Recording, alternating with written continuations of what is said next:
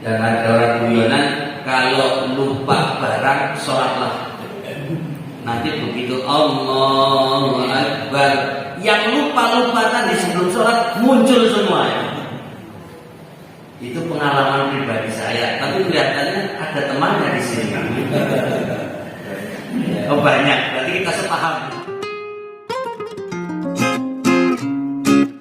Assalamualaikum warahmatullahi wabarakatuh. Waalaikumsalam warahmatullahi wabarakatuh. Bismillahirrahmanirrahim. Wassalatu wassalamu ala Rasulillah. La haula wala quwwata illa billah. Alhamdulillah wa syukurillah wa la ilaha illallah wa akbar. Alhamdulillah syukur pada Allah Ta'ala. Pada pagi hari ini kita bisa berjumpa kembali dalam kajian membaca tafsir Juz Amma. Alhamdulillah sudah didahului thalabul ilmi yang telah disampaikan Bapak Haji Farid.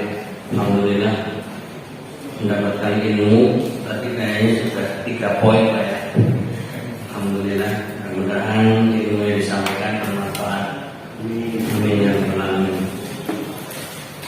Dan bersyukur pada kesempatan kali ini bisa bertemu kembali dan mudah-mudahan semuanya dalam keadaan sehat walafiat. Amin ya rabbal alamin. Seperti biasa, lambat itu ada alasannya. Jadi memang kemarin atau di malam kita punya 2 kajian. Yang pertama di Kampung Sewu Kloten habis maghrib, ya seperti biasa lagi musim hujan. Jadi memang PP benar-benar hujan deras sehingga ya biasa. Mungkin tambah umur tambah sensitif ini terhadap air.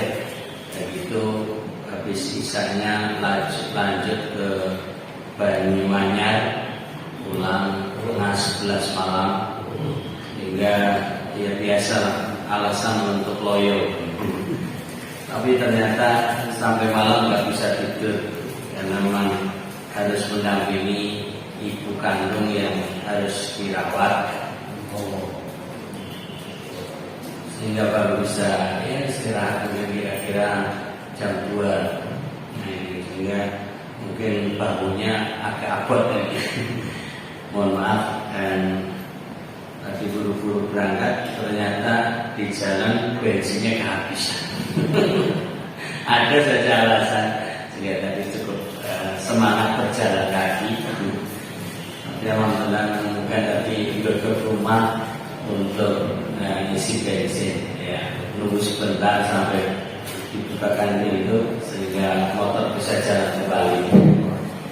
Ya, karena kemarin rantainya lepas, sekarang bensinnya habis.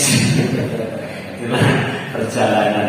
Ini kan itu perjalanan. Ya alhamdulillah semuanya dinikmati, mudah-mudahan semuanya ada hikmahnya. Amin. Baik, Bapak-Bapak yang berbahagia, mari kita bersolawat untuk Rasulullah Muhammad Sallallahu Alaihi Wasallam yang telah sempurna menyampaikan ajaran Islam, diantaranya surat-surat di dalam Juz Amma. Dan kita terakhir baca surat Al-Kautsar ya. Al-Kautsar. Kemudian kita masuk sekarang kepada surat Al-Ma'un. Surat Al-Ma'un itu surat yang tertulis berapa? Urutannya 100 berapa itu Bapak? Di kitab 107. Jadi kadang melihat tulisannya yang kurang umum itu loh. 7 aja miring itu tulisannya. 107 ya. Sementara di sebelah kirinya tertulis 114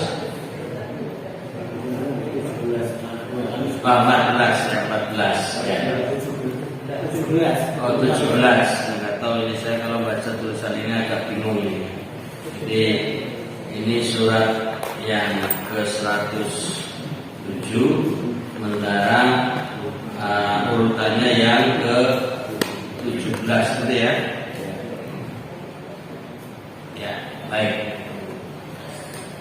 Sebelum masuk pada ayat-ayatnya yang mengingat waktunya tinggal setengah jam, saya akan persingkat dulu, diawali dengan sebab nuzulnya dulu atau sebab turunnya, karena di buku ini tidak dicantumkan ya sebab nuzulnya, maka saya akan bacakan dengan singkat saja.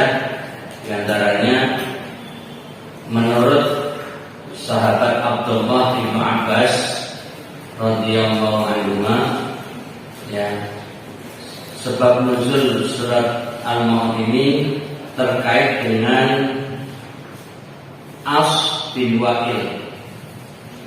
Jadi tidak diceritakan lebih rinci, tapi ada kaitannya dengan As bin Waqil. Sementara menurut As-Saddi mengenai Walid bin Mughirah, ini riwayat kedua. Lalu riwayat ketiga ada juga yang mengatakan terkait Abu Jahal.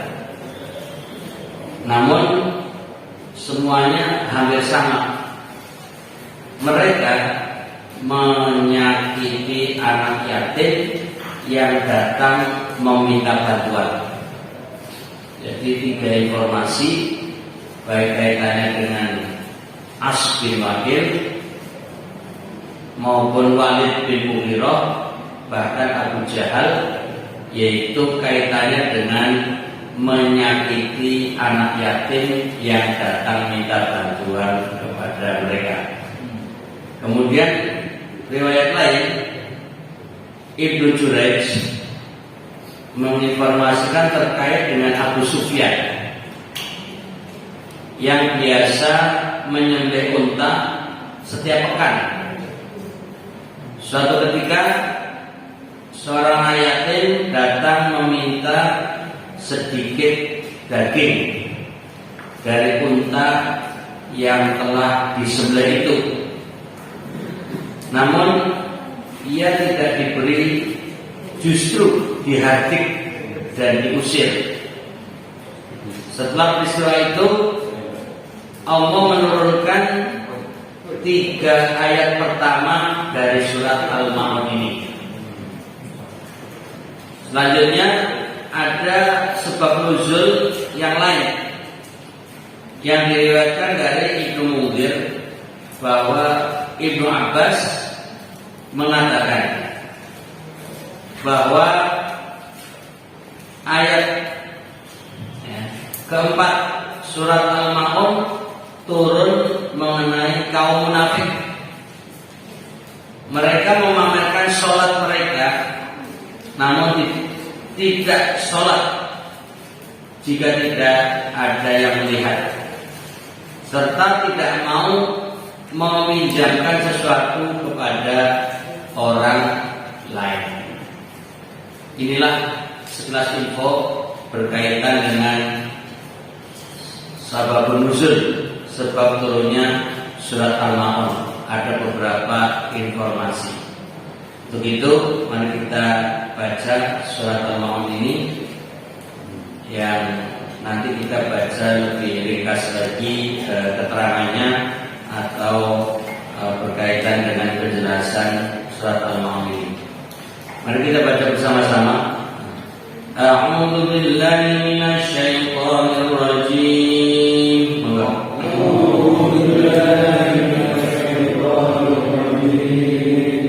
Bismillahirrahmanirrahim.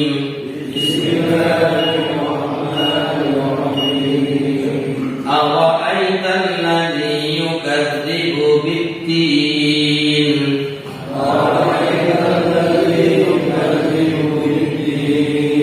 فذلك الذي يدعو اليتيم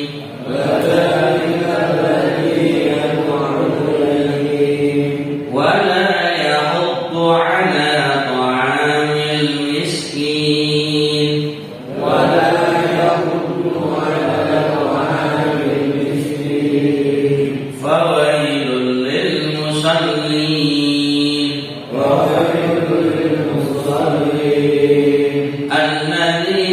هم عن صلاتهم ساهون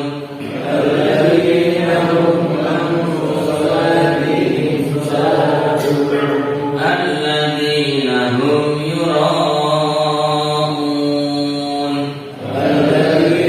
هم يراءون ويمنعون الماعون.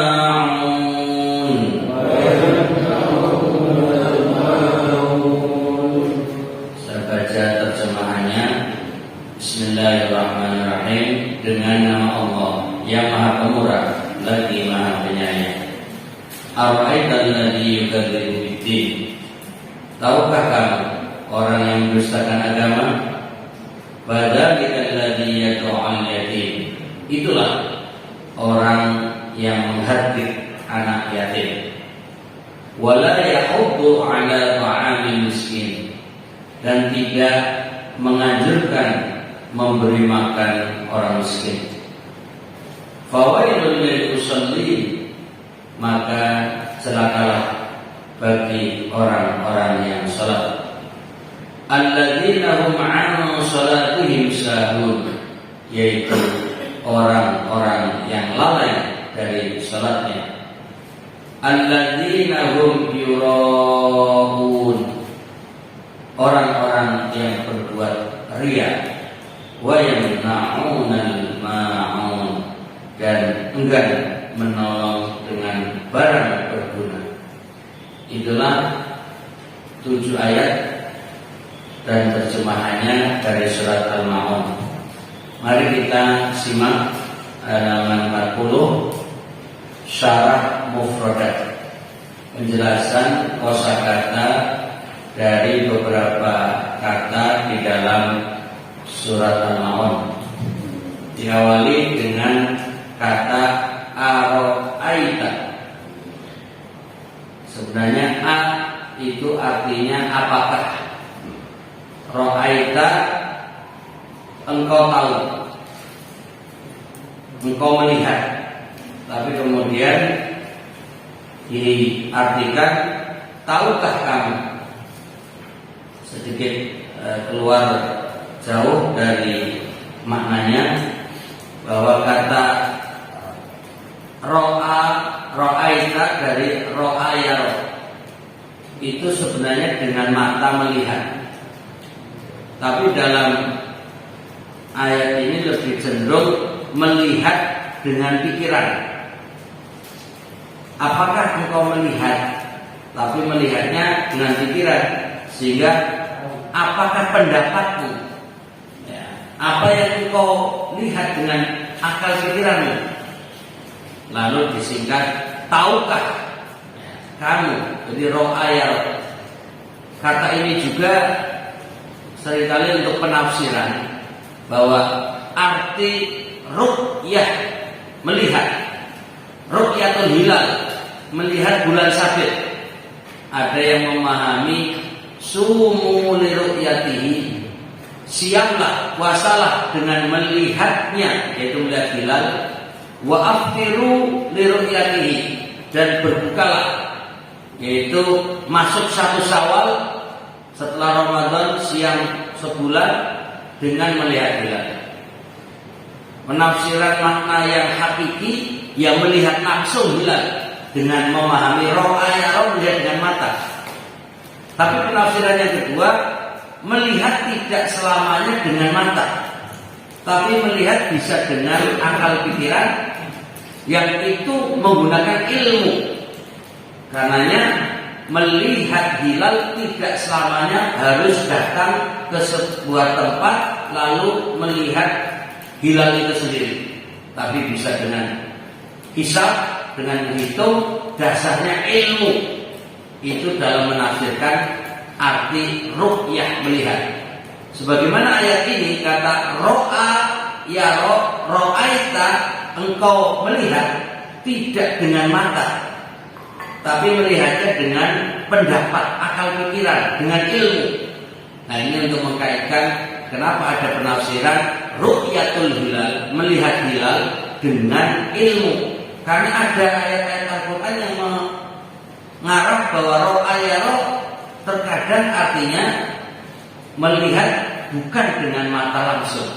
Nah ini untuk tambahan informasi. Mungkin bagi yang biasa mendengar kata sumu liru'yatihi wa afdiru liru'yatihi, berpuasalah dengan melihat hilal, melihatnya, dan berbukalah, yaitu masuk 1 Syawal hari raya, liru'yatihi, dengan melihatnya, yaitu melihat hilal.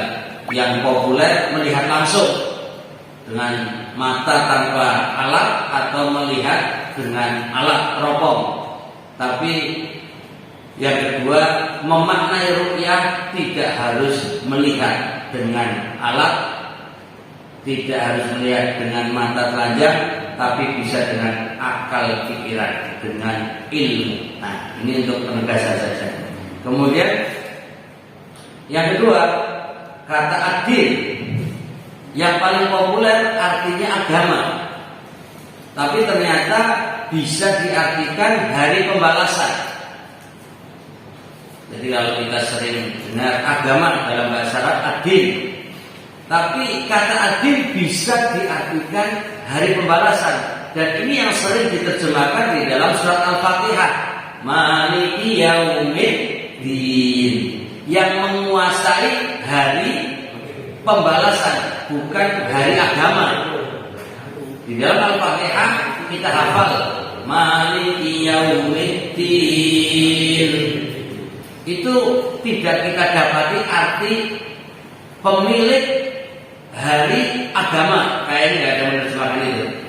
Tapi lebih banyak yang mengartikan yang menguasai, malik, malaka, memiliki, diartikan menguasai, yaum, hari, adil, pembalasan.